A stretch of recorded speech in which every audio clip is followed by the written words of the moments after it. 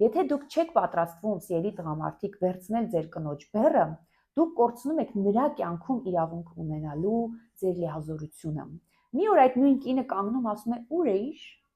Այդ որ հարցում դու կայիր, որ հանկարծ դու հիմա որոշել ես, թե ես որ ժամին պետք է տուն գամ կամ ում հետ պետք է շփվեմ։ Արդեն կանայք սկսում են չհնազանդվել, արդեն կանայք սկսում են դիմադրել տղամարդու ցանկացած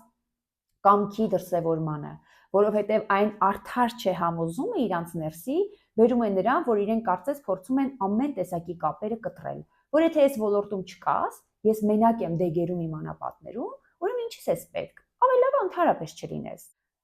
Եթե կցանկանաք, ուշի ուշով լսեք,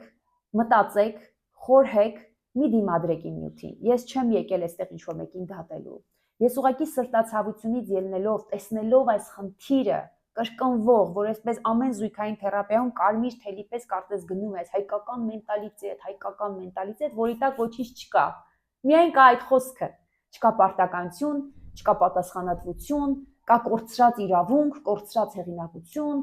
որովհետև մնացել են միայն մենտալիտետի մասին վեհ խոսքերը առանց ներքին բովանդակության եւ գործառույթների իրականացման։